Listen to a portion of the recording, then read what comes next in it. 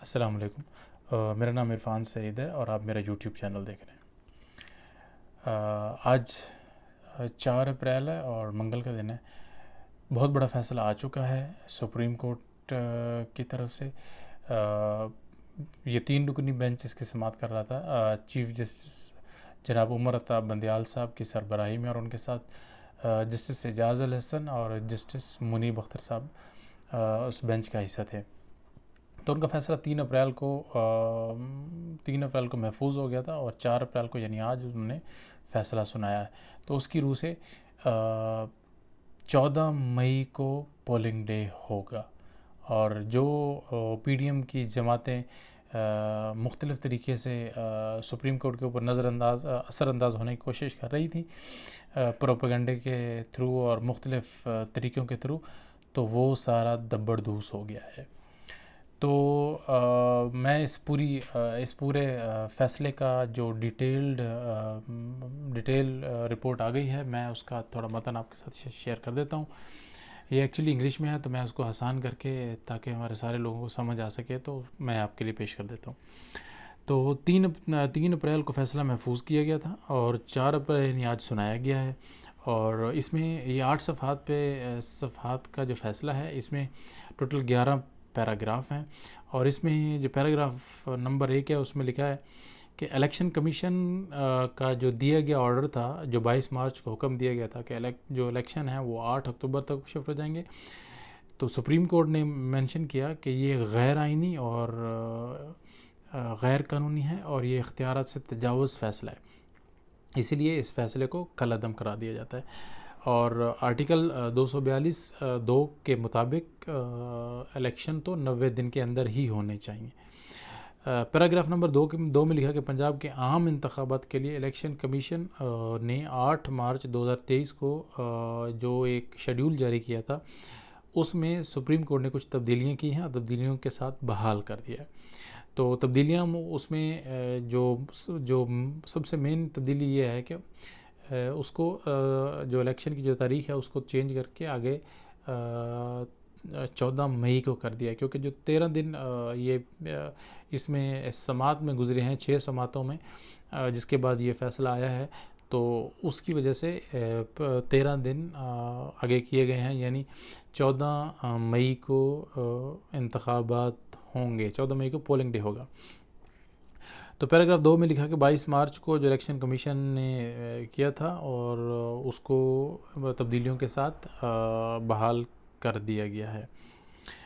Paragraph number 3 میں لکھا ہے کہ مختلف ترتیب بتائی گئی ہے. اس میں مختلف کہ 19 اپریل کو کاغذات نامزدگی کی آخری تاریخ ہوگی، اور 14 مئی کو پولنگ ڈے ہوگا. یہ کلیئرلی مینشن کیا ہے، اس سے آگے نہیں جائے گا انشاءاللہ.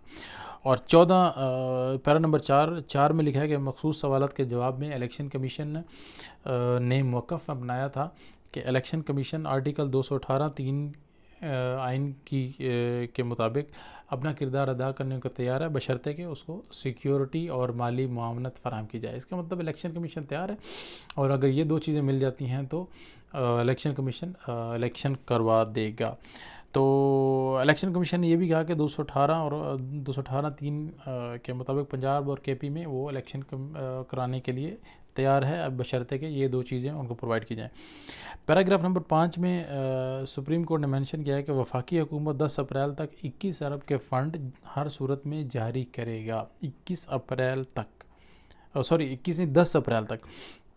الیکشن کمیشن 11 اپریل 2023 کو ایک رپورٹ سپریم کورٹ میں جمع کروائے گی، اور اس میں عدالت میں پیش کی جائے گی کہ فنڈز کے متعلق کہ وہ ان کو جمع کروائے گئے ہیں یا نہیں. اگر فنڈز نہ جاری کیے گئے یا کم جاری کیے گئے تو اس کے اثرات ہوں گے اور اس کے کانسیکوینسز ہوں گے، اور جو کہ کنٹیمپٹ آف کورٹ بھی لگ سکتی ہے. اور ان انتخابات کے پہلے مرحلے میں الیکشن کمیشن پنجاب میں انتخابات کے لیے فنڈ استعمال کر سکے گی.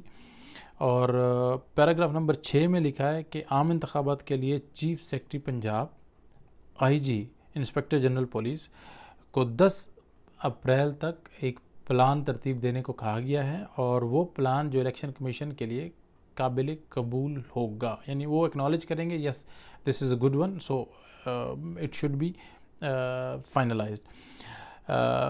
یہ بھی مینشن کیا گیا ہے کہ انتخابی ڈیوٹی کے لیے افرادی قوت فراہم کریں اور وفاقی حکومت اس کے لیے بھرپور معاونت فراہم کرے. پیراگراف 7 میں لکھا گیا کہ آرٹیکل 243(1) کے مطابق وفاقی حکومت اپنی آئینی اور قانونی ذمہ داری پوری کرے اور انہی آرٹیکل 148(3) اور 220 کے مطابق پنجاب اور KPK میں الیکشن کے لیے پوری معاونت فراہم کی جائے الیکشن کمیشن کو، اور وفاقی حکومت پر ہر صورت میں سیکیورٹی پرووائڈ کرنے کا کہا گیا ہے.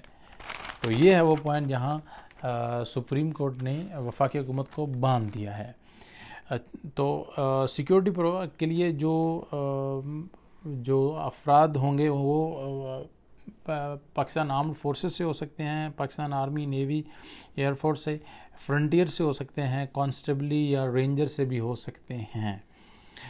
وفاقی حکومت ان کو کرنے کے لیے فوری اقدامات کرے، اور وفاقی حکومت 17 اپریل تک، یعنی آج 4 اپریل ہو گئی ہے، تو 13 دن کے اندر ان کو 17 اپریل تک ایک قابل قبول پلان بھی پیش کرنا پڑے گا. پیراگراف 8 میں لکھا گیا کہ اگر الیکشن کمیشن کی طرف سے اگر الیکشن کمیشن میں کچھ مسائل ہوتے ہیں حکومت کی طرف سے کہ وہ کوآپریٹ نہیں کر رہی یا فنڈ پراپر نہیں کر رہے، تو اس صورت میں الیکشن کمیشن عدالت میں آ سکتا ہے تاکہ ان مسائل کا حل نکالا جائے.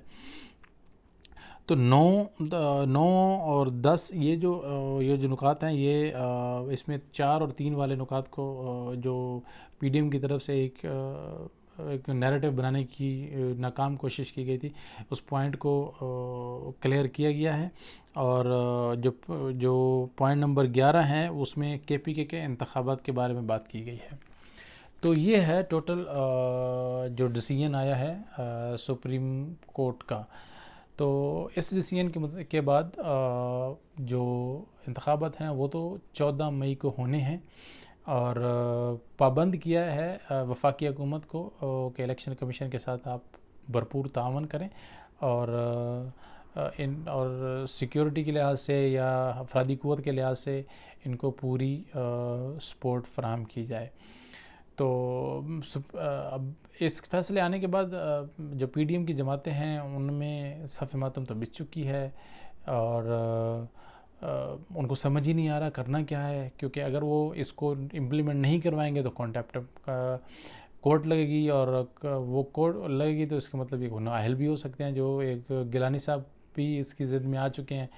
تو میرا نہیں خیال کہ PDM حکومت اس بارے میں سوچے گی. اور